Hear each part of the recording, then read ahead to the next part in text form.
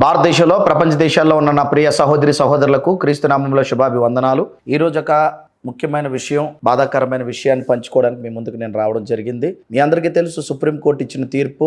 మరి ఎస్సీ దళితులు ఎవరైతే ఉంటారో క్రైస్తవ్యంలోకి వెళ్తే వారి హోదా కోల్పోతారని, ఎస్సీ ఫలాలు వారు ఇంకా పొందడానికి వీలు లేదు, వారికి రిజర్వేషన్ అనేది ఉండదు, బీసీలోకి బీసీసీలోకి వారు వెళ్ళిపోతారని సుప్రీంకోర్టు ఇటీవల తీర్పిచ్చింది. దాని మీద ప్రముఖులు, పెద్దవారు, జ్ఞానులు, లేకపోతే ఈ యొక్క దేశ చరిత్ర తెలిసిన వారు, అణగారిన వారు, బాధితులుగా ఉన్నవారు ఎందరో స్పందించారు. అందులో మరి నిన్న కాలంలో మన మందకృష్ణ గారు స్పందించడం చాలా సంతోషమైన విషయం. మరి మందకృష్ణ గారు కొన్ని మాటలు చెప్పారండి. కుల వ్యవస్థలో అణగారిన వర్గంగా, బాధింపబడిన వర్గంగా లేదా పీడింపబడిన వర్గంగా ఉన్నదే దళితులే.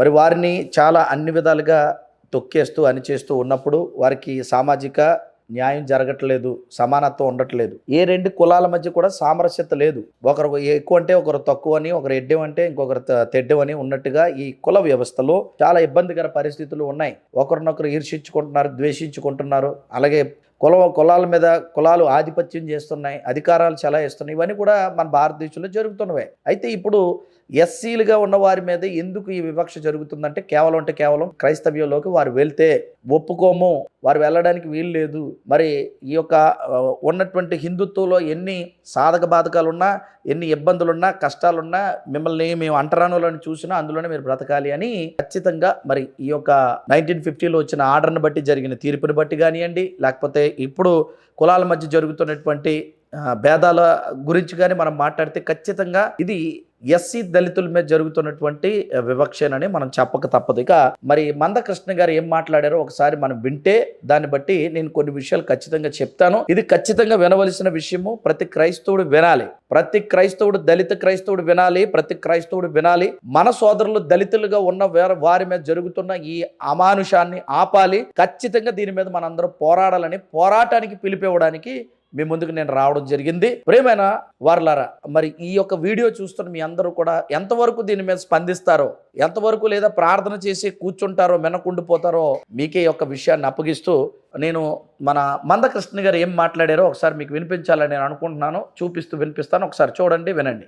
నేను ముందు గుర్తు చేస్తున్నది ఏంటంటే, దళితులు క్రైస్తవులకు మారితే రద్దు కావాల్సింది ఎస్సీ హోదా కాదు. ఈ పార్లమెంట్ కు చిత్తశుద్ధి ఉంటే, న్యాయ వ్యవస్థకు చిత్తశుద్ధి ఉంటే, లేదా ఉత్తర్వులు ఇచ్చే రాష్ట్రపతులకు చిత్తశుద్ధి ఉంటే రద్దు చేయాల్సింది కుల వ్యవస్థనే. కుల వ్యవస్థను రద్దు చేయండి. రద్దు కావాల్సింది ఎస్సీ హోదా కాదు. ఈ దేశంలో రద్దు కావాల్సింది కుల వ్యవస్థ. కుల వ్యవస్థను రద్దు చేసే చర్యలు తీసుకోండి, మేము స్వాగతిస్తాం, సమర్థిస్తాం. కుల వ్యవస్థను రద్దు చేసే చర్యలు ఎవరు తీసుకున్నా, ఏ పార్టీ, ఏ సంఘం, ఏ సంస్థ తీసుకున్నా వాళ్ళతో కలిసి పనిచేస్తాం, వాళ్ళకి అండగా నిలబడతాం. అందువల్ల దళితులు క్రైస్తవులు మారితే సుప్రీంకోర్టు ఎస్సీ హోదా రద్దు చేయడానికి తీర్పిచ్చిందేమో గాని మేము కోరుతున్నది కుల వ్యవస్థనే రద్దు చేయమని మేము కోరుతున్నాం. ఆ కుల వ్యవస్థను రద్దు చేయడానికి ఎవరు ముందుకొచ్చినా వాళ్ళతో కలిసి పనిచేస్తాం, వాళ్ళకి అండగా నిలబడతాం. ఎందుకు ఆ మాట మాట్లాడుతున్నామంటే, ఈ దేశ కుల వ్యవస్థలో అత్యంత బాధితులం దళితులమే. ఈ దేశ కుల వ్యవస్థలో అత్యంత బాధితులం దళితులమే. పశువుల కంటే హీనంగా చూడబడ్డది ఈ దేశంలో కుల వ్యవస్థలో దళితులే.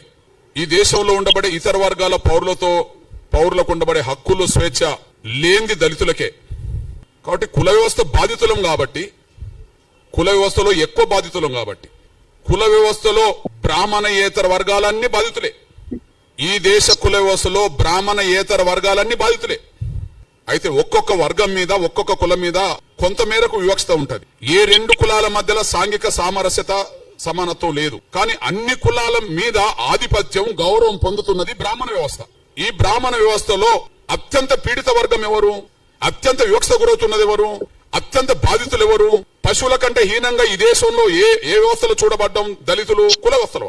అంటే ఈ దేశ కుల వ్యవస్థలో అత్యంత బాధితులం దళితులం గనక ఆ దళిత బాధితుల వర్గం నుంచి మేము మాట్లాడుతున్నాం. కుల వ్యవస్థను రద్దు చేయండి. దళిత సిక్కులు యుద్ధం చేశారు.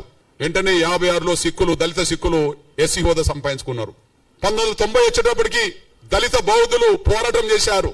ఆ పోరాటానికి చిహ్నంగా దళిత బౌద్ధులు కూడా ఎస్సీ హోదా సంపాదించుకున్నారు. ముందు కేవలం హిందువుల వరకే పరిమితమైన, హిందూ దళితుల వరకే పరిమితమైన ఎస్సీ హోదా ఆ తర్వాత పంజాబ్ లో పోవటం జరగడం వల్ల అక్కడ 56లోనే వచ్చింది. మహారాష్ట్ర కేంద్రంగా న్యాయబౌద్ధులు మేము దళితులము, మా దళిత హోదా ఉండాలని చెప్పుకోవడం చెప్తే ఇవాళ ఎస్సీ హోదా దేశవ్యాప్తంగా బౌద్ధులు సంపాదించుకున్నారు. ఇక్కడ చెప్పదలుచుకున్నది ఏంటంటే పంజాబ్ దళితులు పంజాబ్కి పరిమితం ప్రధానంగా. నయా బౌద్ధులు మహారాష్ట్రలోనే ఎక్కువ మంది ఉన్నారు అంబేద్కర్ వల్ల. నేనంటున్నా ఒక్క రాష్ట్రంలో ఉండబడే పంజాబ్ దళితులు ఎస్సీ హోదా సంపాదించుకున్నారే పోరాటం చేసి. ఒక్క రాష్ట్రంలో మహారాష్ట్రలో ఉండబడే ప్రధానంగా దళితులు బౌద్ధులకు ఎస్సీ హోదా సంపాదించుకున్నారే. మరి దేశవ్యాప్తంగా అన్ని రాష్ట్రాల్లో దళిత క్రైస్తవులు ఉన్నారు, ఎస్సీ హోదా ఎందుకు సంపాదించుకోలేకపోయారు? ఒక్క రాష్ట్రంలో ఉండబడే పంజాబ్ దళితులు ఎస్సీ హోదా సంపాదించుకోవడానికి ఏం చేశారు? వాళ్ళు పోరాటం చేశారు. మహారాష్ట్రలోనే నయా బౌద్ధులకు ఉండబడే దళితులు వాళ్ళు ఎస్సీ హోదా సంపాదించుకోవడానికి ఏం చేశారు? పోరాటం చేశారు. అంటే ఒక్క రాష్ట్రంలో ఉండబడే దళిత సిక్కులకు సాధ్యమైనప్పుడు ఎస్సీ హోదా, ఒక్క రాష్ట్రంలో ఉండబడే మహారాష్ట్ర బౌద్ధులకు ఎస్సీ హోదా సాధ్యమైనప్పుడు దేశంలో ముఖ్యంగా దక్షిణాది రాష్ట్రాల్లో అన్ని రాష్ట్రాల్లో దళితులు క్రైస్తవులుగా ఉన్నారు కదా, మరి అన్ని రాష్ట్రాల్లో దళిత క్రైస్తవులు ఎస్సీ హోదా సాధించుకోకపోవడానికి కారణం ఇది అన్నప్పుడు వాళ్ళకి వీళ్ళకు తేడా ఏంటంటే వాళ్ళు ఒక్కొక్క రాష్ట్రంలోనే ఉన్న వాళ్ళు పోరాటం సాధించారు, కానీ ఇక్కడ పోరాటం కాకుండా ప్రార్థనకు పరిమితమయ్యారు. చూశారు కదండి, మందకృష్ణ గారి మాటల్లో ఆవేదనలో నిజాయితీ ఉంది, నీతి ఉంది ఈ విషయంలో. ఎందుకంటే దళితులు నిజంగానే అణగారిపోయారు, అణగారుస్తున్నారు. మరి దళిత స్టేటస్ కోసం పోరాడి ఒక చిన్న రాష్ట్రాల్లో ఉన్నటువంటి వారి దళిత స్టేటస్ నిలబెట్టుకున్నారని, అందులో ముఖ్యంగా 1956లో సిక్కులు తక్కువ శాతంలో ఈ భారతదేశంలో ఉన్నవారు పోరాడి వారి హక్కుల కోసం పోరాడి వారి యొక్క ఏదైతే ఈ యొక్క ఎస్సీ కేటగిరీలో వారికి రావాల్సినటువంటి ఫలాలు ఉన్నాయో, వారికి రావాల్సినటువంటి ఈ యొక్క రిజర్వేషన్లు ఉన్నాయో వాటి కోసం పోరాడి ఖచ్చితంగా విజయం పొందారు. వాళ్ళు చాలా తక్కువ ఉంటారు వాళ్ళు, ఎవరు ఈ సిక్కులు అనేవారు. తర్వాత 1990-91 మధ్యలో బౌద్ధులు కూడా మహారాష్ట్ర ప్రాంతంలో మరి నయా బౌద్ధులు అంటారు వీళ్ళు, అంటే కొత్తగా నూతన బౌద్ధులకు వచ్చిన వారు కూడా ఏం చేశారంటే పోరాటం చేసి వారి దళిత హక్కుల్ని కాపాడుకున్నారు, వారి దళిత ఫలాల్ని కాపాడుకున్నారు, దళితులకు రావాల్సిన రిజర్వేషన్లు కాపాడుకుని ఇప్పటికీ కొనసాగుతున్నాయి. అందుకే సుప్రీంకోర్టు తీర్పులో కూడా ఏం చెప్పారంటే క్రైస్తవులుగా ఎస్సీ దళితులు ఎవరైతే ఉంటారో క్రైస్తవులుగా మారితేనే వారికి ఆ కులం మారిపోతుంది. మరి అది బౌద్ధులకు వర్తించదు, సిక్కులకు వర్తించదు అని తీర్పిచ్చారు. బాగా మీరు చూశారు లేదో. ఎందుకు బౌద్ధులకి సిక్కులకి వర్తించదు? వారు పోరాడి ముందు వారికి 1950లో ఆ యొక్క అమెండ్మెంట్ వచ్చినప్పుడు, ప్రెసిడెన్షియల్ ఆర్డర్ వచ్చినప్పుడు 6 సంవత్సరాలు ఆ వివక్షను వారు కూడా అనుభవించారు. ఎవరు? సిక్కులుగా ఉన్న దళితులు ఆ వివక్షను అనుభవించారు, వారు ఇబ్బంది పడ్డారు. అలా వారి యొక్క ఫలాల్ని పోగొట్టుకున్నారు. ఇక లాభం లేదని పోరాటం చేసి 1956లో సిక్కులు దాన్ని తెచ్చుకున్నారు.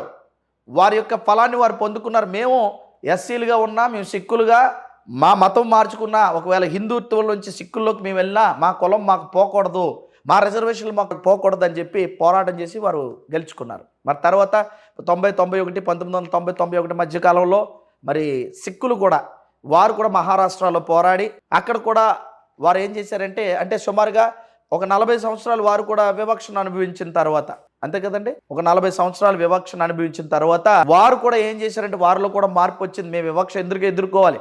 దళితులుగా మేము పుట్టినప్పుడు, దళితులుగా మాకు ఈ యొక్క కేటగిరీని ఇచ్చినప్పుడు, ఈ దేశంలో దళితులని మమ్మల్ని అంటున్నప్పుడు, మరి దళితులుగా మమ్మల్ని చూస్తూ ఉన్నప్పుడు దళితులుగా ఉన్న మేము ఏ మతాన్నైనా అవలంబిస్తే మా దళితులకు రావాల్సిన లేదా ఎస్సీ కేటగిరీకి చెందవలసినటువంటి మరి ఫలాలు ఏవైతే ఉన్నాయో ఆ రిజర్వేషన్లు తీయడానికి వీల్లేదని వారు కూడా పోరాటం చేసి 40 సంవత్సరాల తర్వాత విజయం సాధించారు. ఇకపోతే ఎప్పటికీ 75 సంవత్సరాలైనా, అంతే కదండి, 75 సంవత్సరాలు దాటిపోయినా ఇంకా ఎలా ఉన్నారంటే ఇంకొక కొన్ని సంవత్సరాలు వచ్చేస్తే 100 సంవత్సరాలు కూడా పూర్తి అయిపోద్ది. 75 సంవత్సరాలు దాటిపోయిన ఈ యొక్క భారతంలో ఎప్పటికీ కూడా క్రైస్తవులు ఎలా ఉన్నారంటే 75 సంవత్సరాలైనా ఎస్సీ స్టేటస్ మీద పోరాటం చేసి పూర్తిగా దాన్ని తొలగించేసి ఈ తీర్పులకు అతీతంగా పోరాటం చేసి ఆ ఫలాలు పొందడానికి ఎందుకు ముందుకు రాలేకపోతున్నారు?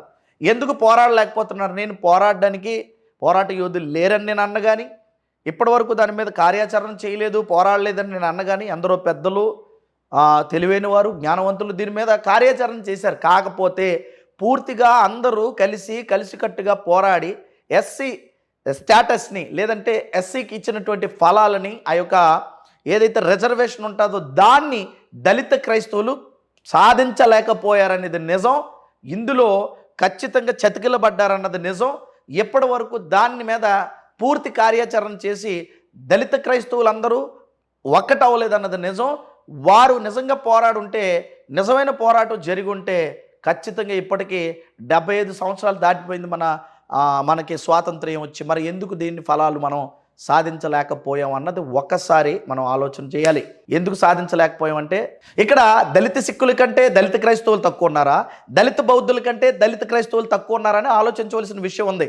ఆ రెండిట్ల మీద చెప్పాలంటే ఎక్కువ శాతం ఉన్నది క్రైస్తవులే, దళిత క్రైస్తవులే దేశవ్యాప్తంగా ఉన్నారు. 2 రాష్ట్రాలు చాలా చిన్నవి, పంజాబ్ కానివ్వండి, మహారాష్ట్ర కానివ్వండి, చిన్న దేశాల్లో తక్కువ శాతం ఉన్న వారి యొక్క ఫలాలు పొంది పోరాటం చేసి వారి విజయాన్ని సాధిస్తే, ఎక్కువగా ఉన్న దళిత క్రైస్తవులు ఎందుకు దాని మీద కార్యాచరణ చేయలేకపోతున్నారు? భయమా, బెంగ? ఒకసారి ఆలోచించండి. ఇక దళిత క్రైస్తవులు మాత్రమే కాదు, యావత్ క్రైస్తవులు కూడా దళిత క్రైస్తవులకి సపోర్ట్ చేస్తూ మనమందరూ కూడా నినాదించి మనకంటూ ప్రత్యేకంగా క్రైస్తవులు అందరికీ కలిపి ఒక స్టేటస్ ఇమ్మనండి ప్రభుత్వాన్ని. దళిత క్రైస్తవులుగానే చూడండి. తదుపరి క్రైస్తవులు అందరినీ కలిపి వారికంటూ ఒక స్టేటస్ ఇమ్మనండి, వారికంటూ ఒక ప్రత్యేక చట్టం చేయమనండి. మన దళిత క్రైస్తవులకి వస్తున్న ఫలాలతో పాటు క్రైస్తవులుగా ఉన్నవారు కూడా, మరి ఈ యొక్క దేశంలో ఎవరైతే మైనారిటీస్గా ఉన్నారో వారు కూడా అన్ని విధాలైన ఫలాలు పొందడానికి మనం ఖచ్చితంగా ముందుకు వెళ్ళాలి. ఈ పోరాటం జరగాలి. దళిత క్రైస్తవులకు అన్యాయం జరిగింది. మన క్రైస్తవ సోదరుల వాళ్ళు చాలామంది పిచ్చి మాట్లాడుతున్నారు. మన వాళ్ళంట అక్కడికి వెళ్ళి ఏం చెప్పారంటే, క్రైస్తవులు అనే వారికి కులం లేదని చెప్పారట మన పెద్దలండి, తెలివైన వారు, మహాజ్ఞానులు. ఎవడండి చెప్పాడు క్రైస్తవులకి కులం లేదని? మనం ఎంత క్రైస్తవులుగా ఉన్నా మీ కులం ఏంటని ప్రశ్నిస్తారు కదా మనల్ని. ఈ భారతదేశంలో నీకు కులం లేదంటే ఎలా చూస్తారో మీకు తెలియని విషయం కాదు. అర్థమైందండి? కులం లేకపోతే ఏమంటే భార్య లేనివాడిగా చూస్తారు, కులం లేదంటే భర్త లేని ఆమెగా చూస్తారు. అర్థమవుతుందా?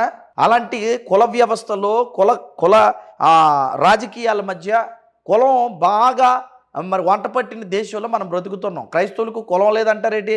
ఇంతకీ క్రిస్టియానిటీలో కులం లేదు, క్రిస్టియానిటీకి కులం రాదని ఏమైనా బైబిల్ చెప్పిందా?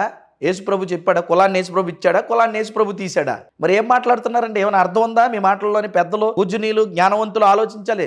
మన క్రైస్తవ్యం ఇలా ఉంది గనక, మన ఇష్టానుసారంగా స్టేట్మెంట్లు ఇచ్చేస్తున్నాం గనక మనకి ఏదో మాట్లాడుతున్న వారిని అనకూడదు, కానీ ఒక అజ్ఞానంగా తెలివి తక్కువగా మాట్లాడుతున్న వారిని ఆ టీవీ డిబేట్స్ ముందు కూర్చోబెట్టి, లేకపోతే వారి ఒక స్టేట్మెంట్లు తీసుకొని ఇలాగా ఇంతవరకు దళిత క్రైస్తవులందరినీ కూడా అణిచారు, క్రైస్తవ్యాన్ని అనుస్తూ ఉన్నారు ఈ భారతదేశంలో. ఎక్కడైనా మేలుకొందాం, అందరూ సంఘటితం అవుదాం, ఖచ్చితంగా పోరాడదాం. దళిత స్టేటస్ ని మేము మతం మారిన క్రైస్తవ్యంలోకి వెళ్ళినా మా కులానికి రావాల్సిన ఫలాలు గవర్నమెంట్ ఇవ్వాల్సిందే. ఎన్ని తీర్పులు వచ్చినా, తీర్పులు అనేవి శాశ్వతం కాదండి, తీర్పుల్లో మార్పులు వస్తాయి. ఆ మార్పు రావాలంటే, తీర్పులో మార్పు రావాలంటే మనం మారాలి, మనం ఒకటి అవ్వాలి. మనం ఆ తీర్పు మార్పు కోసం కోరుకుంటే ఏ సుప్రీంకోర్టు అయితే తీర్పు ఇచ్చి దళిత క్రైస్తవులు మరి మారిపోతే బీసీలోకి వెళ్ళిపోతారు, వారి కులం పోతుంది, లేదంటే వారి స్టేటస్ పోతుంది, వారి యొక్క ఎస్సీ స్టేటస్ పోతుంది అని ఏ సుప్రీంకోర్టు అయితే తీర్పు ఇచ్చిందో, నిజంగా మనం సంఘటితంగా పోరాడితే దేవుడు ఖచ్చితంగా మనకు సహాయం చేస్తారు. మనందరం ఖచ్చితంగా ప్రార్థిస్తాం, పోరాడతాం, ముందుకు వెళ్తే అదే సుప్రీంకోర్టు ద్వారా దళిత క్రైస్తవులుగా ఉన్నవారు కూడా, మరి ఒకవేళ దళిత క్రైస్తవులుగా బ్రతుకుతున్న వారు కూడా మరి వారి ఎస్సీ స్టేటస్ పోదు అనే తీర్పు కూడా ఖచ్చితంగా వస్తుంది మనం పోరాడితే. ఇచ్చిన తీర్పు ఏమీ శాశ్వతం కాదండి. ఎన్నో మార్పులు చేశారు మన భారతదేశంలో. 370 అనే ఆర్టికల్ తీసేశారు. 370 అంటే కాశ్మీర్ కి సంబంధించిన ఆర్టికల్ తీసేశారు కదా. ఆర్టికల్సే తీసేసినప్పుడు, మార్పు చేర్పులు వస్తూ ఉన్నప్పుడు మనం సామాజికంగా బ్రతుకుతున్నాం. మరి ఎన్నో పరిస్థితులు మార్పులు చెందుతూ ఉంది దేశం కానీ, ప్రజలు కానీ. మరి మార్పులు వస్తున్నప్పుడు ఇది కూడా మారాలి కదా. ఇదెందుకు మారట్లేదు? ఇదెందుకు మార్చకూడదు? 1956లోనే సిక్కులు వారు మార్పు కోరుకున్నారు, మా స్టేటస్ మాకు ఉండాలని. అలాగే 1990 మధ్యలోని మరి బౌద్ధులు కోరుకున్నారు, మాకు మార్పు కావాలి, స్టేటస్ మాకు ఉండాలని. అలాగే మరి ఇప్పటికి 1900 సంవత్సరం దాటిపోయి 1900లోనే వారు 19 శతాబ్దంలోనే వారు చేసుకున్నారని 20వ శతాబ్దానికి మనం దాటేసాం కూడా. 21వ శతాబ్దంలో అడుగు పెట్టేశాం. మరి ఇప్పుడు ఏంటి మన పరిస్థితి? ఏంటి మరి ఏంటిది? ఇంకా ఎక్కడే ఉన్నావా క్రైస్తవులారా? మనకు రోషం లేదా, పౌరుషం లేదా, పోరాటం రాదా? అసలు పోరాటం నేర్పింది బైబిల్ కదండి. మంచి పోరాటము పోరాడి తిని అన్నారు పౌలు గారు. మీరు పోరాడినది శరీరాలతో కాదు, ఎవరితో? మరి ప్రధానులతోనూ, అధికారులతోనూ, ప్రస్తుత అంధకార సంబంధము లోకనాథులతో పోరాడుతున్నాం. ఎఫ్సీ పత్రిక 6:12 వచనంలో పౌలు గారే చెప్పారు, మంచి పోరాటం పోరాడితేనని పౌలు గారే చెప్పారు. ఏమండి, పోరాడకపోతే ఫలాలు మనకు రావు. మంచి పోరాటం పోరాడదాం, లీగల్గా పోరాడదాం, కలిసికట్టుగా పోరాడదాం. మన దళిత క్రైస్తవ సోదరులకు అన్యాయం జరిగింది, క్రైస్తవులందరూ సపోర్ట్ చేయాలా, మద్దతు ఇవ్వాలా, ప్రార్థనలు చేయాలా, పెద్ద సేవకులందరూ స్పందించాలా. పెద్ద సేవకులు, బడా సేవకులు ఎవరైతే ఉన్నారో వారు మీ వేదికల మీద దళిత క్రైస్తవులకు అన్యాయం జరిగిందని మీరు మీ వాణిని వినిపించాలా. ఎందుకంటే చర్చిలకి ఎక్కువగా వచ్చేది దళిత క్రైస్తవులే కదండి. పెద్ద పెద్ద మెగా చర్చెస్కి వెళ్ళేది దళిత క్రైస్తవులే కదా. ఏ చర్చికి వెళ్ళినా ఎక్కువ క్రైస్తవ్యులు దళితులే ఉంటారు. వారికి అన్యాయం జరిగింది. ప్రతి సేవకుడు స్పందించాలా. మెగా పాస్టర్స్ గా పిలువబడుతున్న లేదా కార్పొరేట్ బోధకులుగా సేవకులుగా పిలువబడుతున్న అందరూ కూడా స్పందించాలి. పెద్ద పెద్ద సేవకులందరూ కూడా దీని మీద కార్యాచరణ చేయాలి, ముందుకు రావాలి. ఇన్ని రోజులు వెనకుండిపోయారు, ఇప్పటికైనా మీరు మారాలి. పెద్ద సేవకులారా రావాలి. మా సేవ మా సంఘం అనకూడదు. ఇప్పుడు దళిత క్రైస్తవులకు అన్యాయం జరిగింది, తీర్పు వచ్చింది, తీర్పులో మార్పు రావాలి. మనం అందరూ కలిసికట్టుగా పోరాడాలి. ముందుకు రండి. ఇందు మూలంగా మీ అందరికీ పిలిపిస్తున్నాను. నేను ఖచ్చితంగా వైజాగ్ లో ఒక పెద్ద కార్యాచరణ చేయాలని మేము ఆలోచన చేస్తున్నాం. ఈ దళిత క్రైస్తవులందరికీ కూడా న్యాయం జరగాలని, దళిత క్రైస్తవ బిడ్డలకి వచ్చిన తీర్పులో మార్పు రావాలని, ఖచ్చితంగా వారి స్టేటస్ వారు పొందాలని, వారికి న్యాయం జరగాలని పోరాటం చేయడానికి మేము సిద్ధంగా ఉన్నాం. మరి ఇక్కడ ఉన్నటువంటి మరొకసారి క్రైస్తవ సంఘాలకి, నాయకులకి, చిన్న సంఘం, పెద్ద సేవకుడు, చిన్న సేవకుడని తేడా లేకుండా అందరికీ పిలిపిస్తున్నాను. ఇందు మూలంగా అందరూ ప్రార్థిద్దాం, కలిసికట్టుగా పోరాడదాం. ఎస్సీ స్టేటస్ ని సాధించి దళిత క్రైస్తవులకి న్యాయం జరిగే వరకు పోరాడదాం. ఈ న్యాయ పోరాటంలో ఖచ్చితంగా మందకృష్ణ లాంటి వారు ముందుకు వచ్చారు. అలాంటి వారు కూడా చాలా సంతోషం అండి. చాలా సంతోషం సార్. మందకృష్ణ గారు చాలా చక్కటి మాటలు మీరు చెప్పారు. అలాగే ఇంకెవరైతే ముందుకు వచ్చి వీరు మీ వాణిని వినిపిస్తున్నారు వారందరికీ ప్రత్యేకమైన ధన్యవాదాలు. ఖచ్చితంగా ఎస్సీ కేటగిరీలో ఉన్న దళిత క్రైస్తవులకి న్యాయం జరగాలి. వారి ఫలాలు వారు పొందాలి. వారి ఫలాల్ని మరి ఈ యొక్క భారతదేశంలో ఉన్న చట్టాలు కానీ అధికారాలు కానీ అయితే చట్టాల్లో మార్పులు రావాలి, తీర్పుల్లో మార్పులు రావాలి. వీలైతే మన చట్టసభల్లో మార్పులు చేయాలి, పార్లమెంట్లో మార్పులు తీసుకురావాలి, లేదా జీవోలు తేవాలి. ఖచ్చితంగా దీని మీద ఒక కార్యాచరణ అయితే మాత్రం జరగాలి. భవిష్యత్తులో జరుగుతుందని నేను నమ్ముతూ ఆశిస్తూ దీని మీద పోరాటం చేద్దాం. ఒక దళిత బౌద్ధులు ఎలాగైతే వారి యొక్క హక్కులు సాధించుకున్నారో, దళిత సిక్కులైతే ఎలాగైతే వారి హక్కులు సాధించుకున్నారో ఎస్సీ కేటగిరీ కోసం, వారు మతం మారినా వారి కులం మారకుండా తక్కువ శాతంగా ఉన్నవారు విజయాన్ని సాధించినప్పుడు ఎక్కువ శాతంగా దళిత క్రైస్తవులు ఉన్నారు. ఎందుకు విజయం మనం సాధించలేం? ఖచ్చితంగా దేవుడు మనకు విజయాన్ని ఇస్తాడు. మనం ముందుకు వెళ్దాం, సంఘటితంగా కలిసికట్టుగా పోరాడదాం, దీంట్లో మార్పు తీసుకొద్దాం. మరొక అంశంతో మీ ముందుకు వస్తాను పోరాడడానికి, మీతో కలిసికట్టుగా ముందుకు రావడానికి. హనీ జాన్సన్ అనే నేను, నా సంఘము, నా టీం ఎప్పుడు సిద్ధంగా ఉన్నామని, మా దళిత క్రైస్తవ సోదరులందరికీ కూడా ఇందు మూలంగా నా మద్దతు, నా సహకారం మీకు ఎప్పుడు ఉంటుందని తెలియజేయచ్చు. దేవుడు మీ అందరినీ దీవించును గాక. Thank you all. God bless you.